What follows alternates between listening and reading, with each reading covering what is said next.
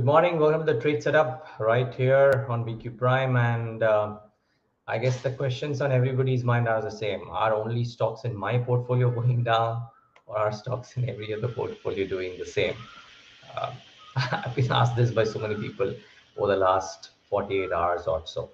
Nevertheless, I can assure you most portfolios are kind of looking slightly wobbly. Key global news today. The US CPI numbers that came out yesterday rose 0.3% month on month and 8.3% year over year. The 40-year highs is where inflation stays in the US. I don't know what WhatsApp forwards were thinking when they said, oh, US inflation seems moderating and maybe the rate hikes will be a lot more measured. Nowhere close to that, let me tell you that. So 8.3% is as bad as it can get. So for now, the worries remain around inflation. The global market slipped after the 40-year high inflation in print. The risk of mood now has taken Bitcoin firmly below 30,000.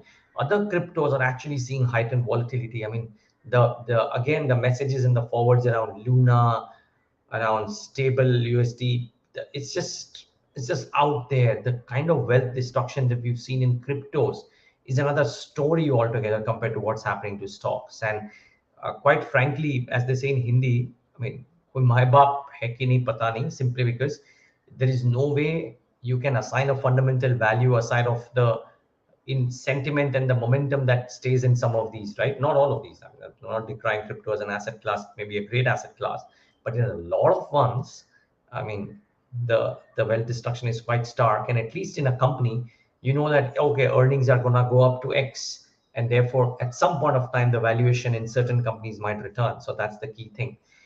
And by the way, the kind of wealth destruction, I mean, when Ritu Sharma said that oil is the new data, some people might have scoffed.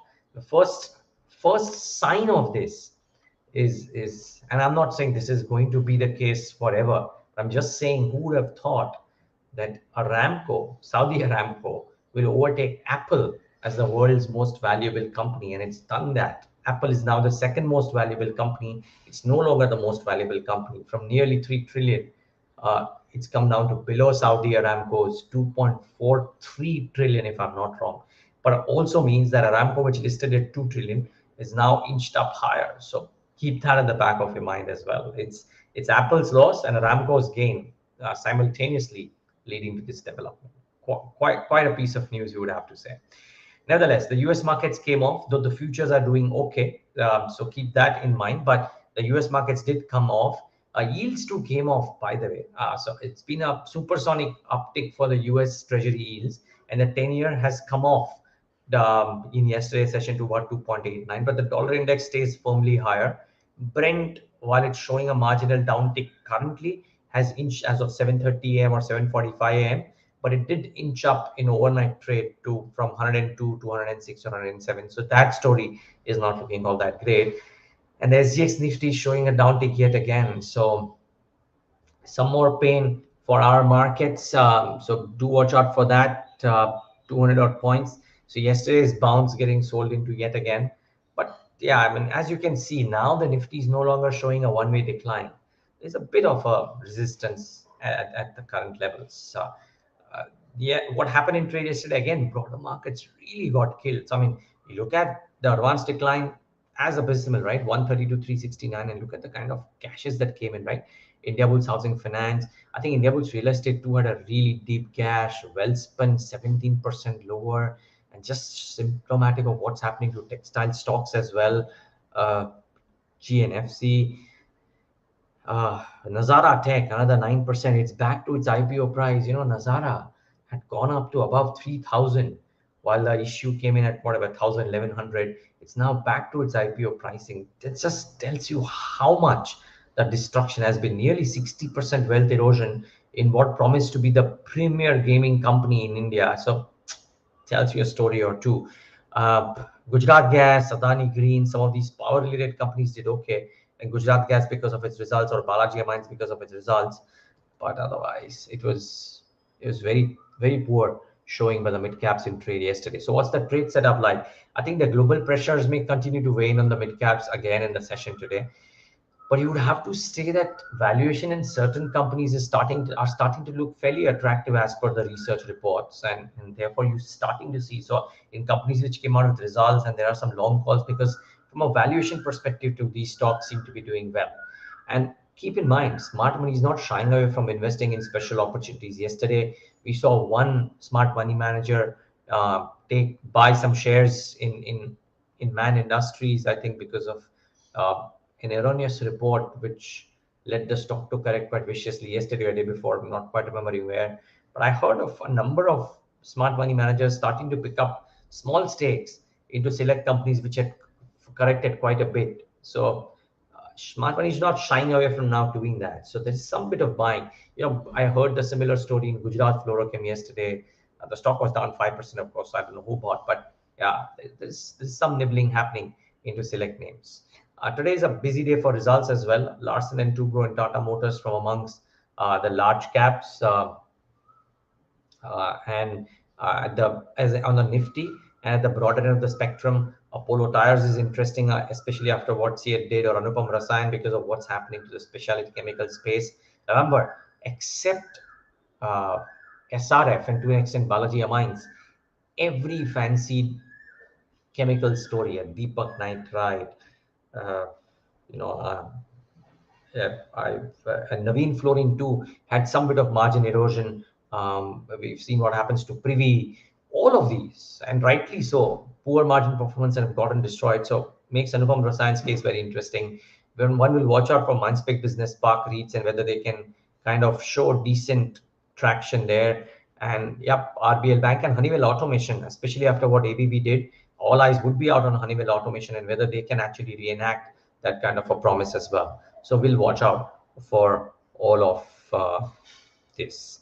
Now, yeah, there are some queries coming in. Somebody's asking about whether when can we see a sell-off like the US, like selling off of with some bit of substance. I would say that if you look at the broader end of the spectrum, and if you strip off what's happening to a Reliance Industries or one or two odd stocks, the Nifty is currently substantially sold off.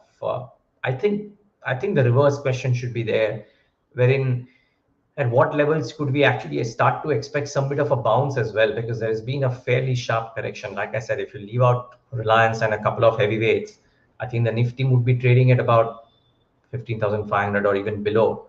So that's one thing. At the broader end of the spectrum, it does seem like 15,000 or 14,000, to be honest, the kind of cuts and the carnage that has happened there. So, I mean, forget from the highs, just from a valuation perspective as well. A lot of mid caps and small caps are now trading at corresponding levels on the indices, which could be much lower. So, yeah, there has been substantial fall, I would say.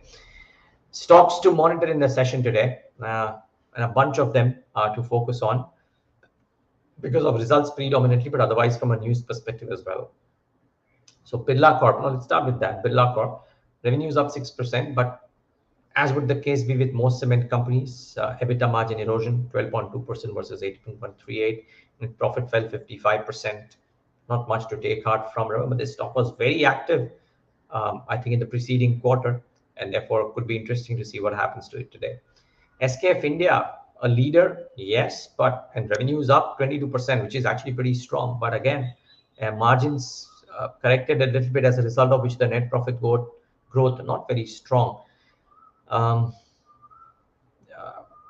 yeah, so the margin issues continue for most companies, even if they are leading from the front. SKF, remember, leader of the bearings space, and the management was very confident when they spoke to us last quarter or the quarter before last about growth, and the growth is there, but margin erosion is kind of putting a sheen out there, negative sheen out there.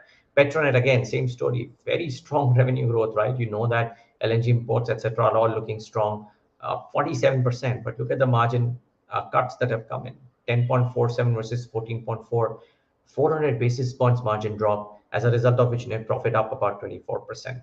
Not bad numbers, but yeah, the margin hit certainly fairly strong for this one as well.